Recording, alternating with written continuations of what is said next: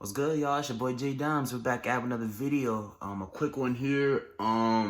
So Washington pulled off the biggest upset of the season.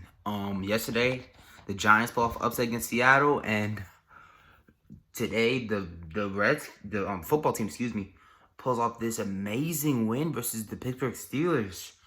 And it was going around saying that the Pittsburgh Steelers weren't a real 11-0 team, that they didn't beat, the cream of the crop of the teams. They had faced the weak schedule. They had faced the NFC East.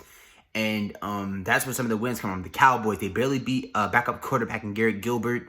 The Eagles game was kind of close for a little bit. And Washington absolutely dominated this game in the trenches, just like the Giants did yesterday. And this makes the NFC East more interesting. People were early in the season laughing at this weak division, and now it's going to be the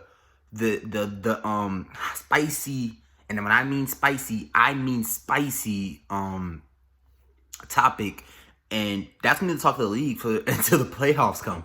It's going to be talk the league until the playoffs come, and as a Giants fan, you probably didn't. You were hoping that the Steelers did their job and played and won this game, and that just didn't happen.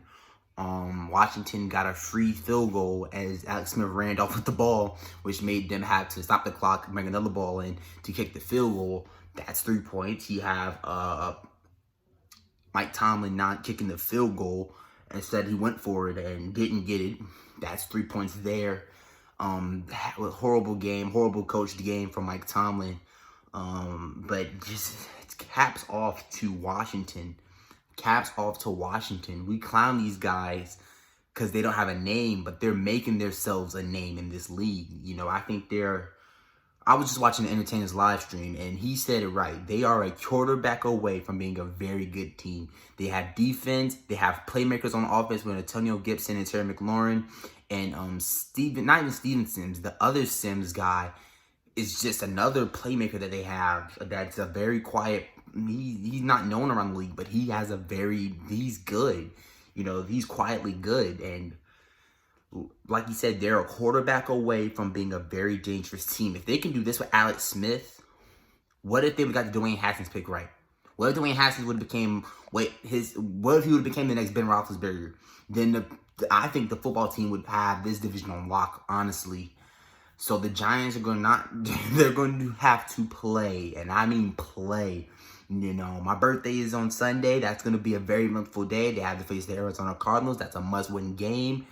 You can't afford to lose that game. You can't afford to lose that game. Now, the Giants, if you're a Giants fan, you want to have to fight. You want to have a good record ending off the end of the season. You want to go into the playoffs hot. You don't want to go into the playoffs with a 6-10 record. That means you won like one game out of the last 4. So yeah, you want to have some competition to go to going into the playoffs. So the Giants are going to have to put up some more wins like they've been doing. I believe that they can. I believe they will beat Arizona.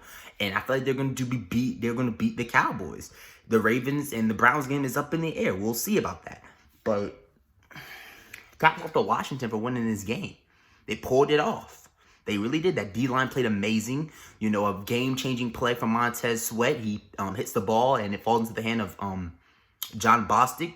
They've been tipping the ball all game. They just never were able to get the interception. And they got the interception when it mattered the most. And we clown Ron Rivera for making some boneheaded plays. The 2-point conversion against the Giants. He could have kicked the field goal to tie it up and go to overtime. You have him going for it, and instead of kicking the field goal or something, or he was like punting in his own 30-yard line. And he still won the game. So you got to give your props out to Ron Rivera. Alex Smith had his best game. I think, ever. Definitely since becoming a Washington football team player, but